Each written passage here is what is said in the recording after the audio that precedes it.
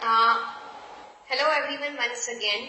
Just a small update about the progress that has happened. मतलब यहाँ पे जो हमने कल एक इशू रेज किया था, चारकोप में पेट्रोल बंक पे चोरी होती है।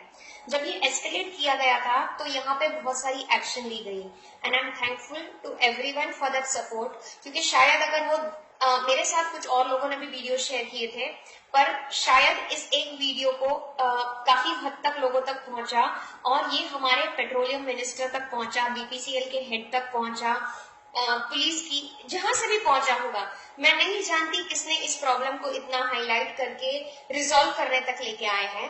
तो मैं सिर्फ आपको बताना चाहती हूँ जो अभी तक की अपडेट्स हुई है, क्योंकि ये सही मायने में सिर्फ कंप्लेन करने का जरिया नहीं था, बट हमें सोल्यूशन लाना है। तो हमें कुछ सोल्यूशंस मिले हैं जिस पर हमें अभी फॉलो अप करना है। तो सोल्यूशंस में पहली बात तो जब आज हमें भारत पेट्रोलियम के ट्विटर से भी रिप्लाई आया था, उन्होंने हमारा फोन नंबर लिया और हमें कांटेक्ट किया। यहाँ के जो रीजनल मैनेजर है, डिप्यूटी मैनेजर है सूरज प्रताप है, उन्होंने आज बीपीसीएल का जो चारकोप पेट्रोल बंक है वो विजिट किया। उन्होंने मुझे वहां पे बुलाया और बुलाने के बाद हमें पहली बातें जो कुछ क्लियर की, तो जब बात हमारी हुई थी वहां पे ऑलरेडी मैंने फेसबुक पे उसे लिस्ट डाउन किया है, पर मैं जानती हूँ क्योंकि बहुत लोग वो पढ़ते नहीं है, पर मैं बताना चाहूंगी क्योंकि वो हमारी क्योंकि मैंने ये शुरू किया था तो ये मेरी जवाबदारी है कि मैं लोगों तक बता दूं। सबसे पहले अटेंडेंट ने क्यों पंच किया, मुझे क्यों लगा था कि वो 300 का पंच है और वो मशीन में पंच हुआ था 300 और क्यों नहीं आया, वो उसने बताया।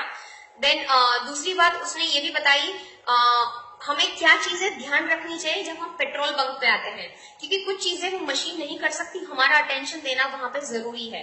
तीसरी बात उन्होंने ये भी बताया कि वो मशीन टेम्परिंग नहीं हुई थी, जो हमारी सोच थी, क्योंकि उसने पंच किया था और नहीं आया था, तो मैंने बताया था कि वो शायद टेम्परिंग किया गया होगा या कर सकते हैं। तो बीपीसीएल वालों ने कहा ये कोई भी पेट्रोल बंक में कोई भी मशीन की टेम्परिंग कंपनी की अथॉरिटी के बिना हो नहीं सकती, क्योंकि वो कैमरास के पीछे होता है, everything is very much transparent. तो वो मशीन टेम्परिंग की जो पहले सालों पहले होता था वो अभी नहीं हो सकता। तीसरा उन्होंने कहा कि एफआईआर बीपीसीएल खुद इनिशिएट करेगा और वो जो बंदे थे दो जिनको अरेस्ट किया गया था कल रात को, अरेस्ट नहीं किया गया था, लेके गए थे, उनके अगेंस्ट वो एफआईआर फाइल करेंगे और पुलिस के साथ आगे क्वेरी बढ़ाएंगे। नेक्स्ट पूर्णिमा जिसने कंप्लेन की थी, उन्होंने ये बता दिया था कि उसे रिफंड दे देंगे बिकॉज ऑफिशियली प्रूव हुआ था, बट एनीवे हमारा ऑब्जेक्टिव वो रिफंड लेना नहीं था, नहीं तो रिफंड तो तभी मिल रहा था। रिफंड से ज्यादा हमें सिर्फ ये एस्केलेट करना था कि सही मायने में ये एक पेट्रोल पंप पे हो रहा है कहीं, बट कहीं पेट्रोल पंप पे हो रहा था।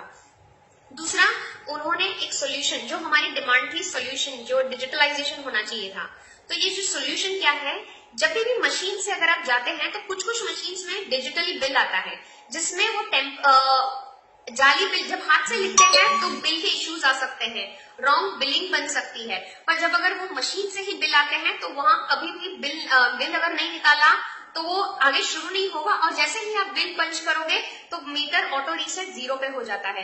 तो हमने यही डिमांड की थी कि हर जगह पे वो डिजिटल मशीन आ जाने चाहिए। तो 5 मार्च तक बीपीसीएल चारकोप पेट्रोल बंक में वो डिजिटल मशीन लगवा देंगे, जो वो चेंज करेंगे, उनको 2-3 दिन लगेंगे, तो उन्होंने कहा 5 मार्च तक ये हो जाएगा, ये उनकी कमिटमेंट है। उसके अलावा उन्होंने ये भी बताया है कि कोबर खिराने में जो इश्यू हुआ था वहां पे भी वही वो जो बीपीसीएल के वही इश्यू हुआ था जहां पे वो मैनुअल बिलिंग है, तो वहां पे भी वो डिजिटल जो मशीन है वो 5 मार्च तक लगाने की बात कर दी है इन्होंने। तो ये अभी हमारी जिम्मेदारी है कि हम फॉलो अप करें कि 5 मार्च तक वो मशीन लग जाने चाहिए वहां पे। सिर्फ ये 2 मशीन की बात नहीं है, सो जो जगह की बात नहीं थी, जो उन्होंने जो सूरज प्रताप है, इन्होंने कहा कि वो वेस्टर्न रीजन तक की बारे में डिटेल भी हमें अपडेट करेंगे, कि क्योंकि ये बहुत सारे लोकेशंस हैं, वो हमें पूरा शेयर करेंगे प्लान के कब कौन से लोकेशन में वो डिजिटल मशीन्स इंप्लीमेंट करवा दी जाएगी, जिसके कारण ये जो मैनुअल बिल में जो वहां के अटेंडेंट जोल करते हैं वो चला जाएगा। उसी के साथ उन्होंने बताया कि कुछ अवेयरनेस है जो पब्लिक में होनी चाहिए, जो हम में नहीं है। तो उन्होंने अवेयरनेस के लिए वो बीपीसीएल से हमें कुछ वीडियो शेयर करेंगे। जैसे ही वो वीडियो शेयर करेंगे हम इस पेज पे, हमारे पेज पे, और साथ ही साथ जो पेज हमने क्रिएट किया है फाइट फॉर राइट, वहां पे अपलोड कर देंगे। तो जो अवेयरनेस की उन्होंने बात की थी, सबसे पहली उसने बात की कि जब भी आप शुरू करते हैं मीटर वहां पे मशीन पे 0 दिखना चाहिए।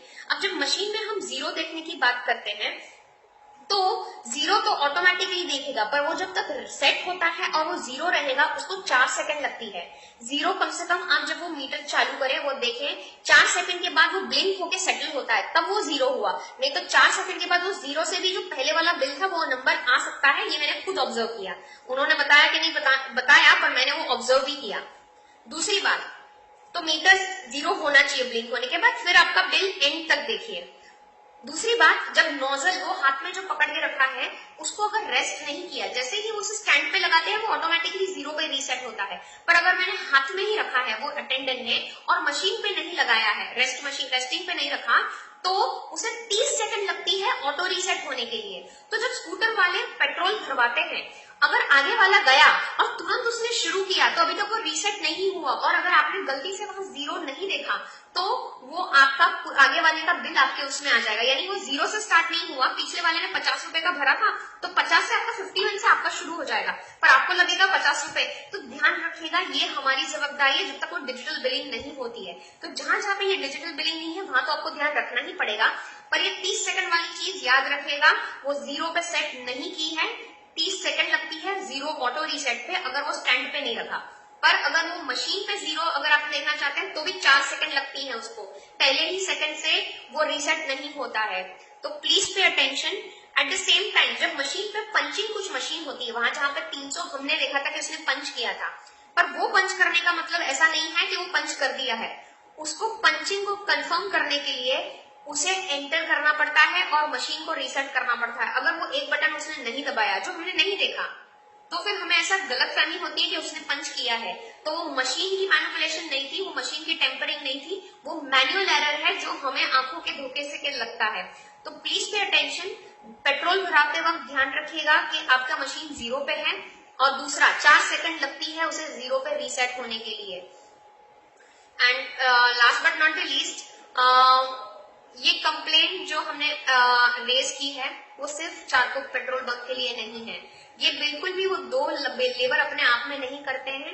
मैं नहीं कहती हूँ मैनेजमेंट इन्वॉल्व या था या कुछ था, हमारा ऑब्जेक्टिव जो चोरी हो गई है, जो पास का था, हम उसे बदल नहीं सकते, पर फ्यूचर में ना हो ये जवाबदारी हमारी है।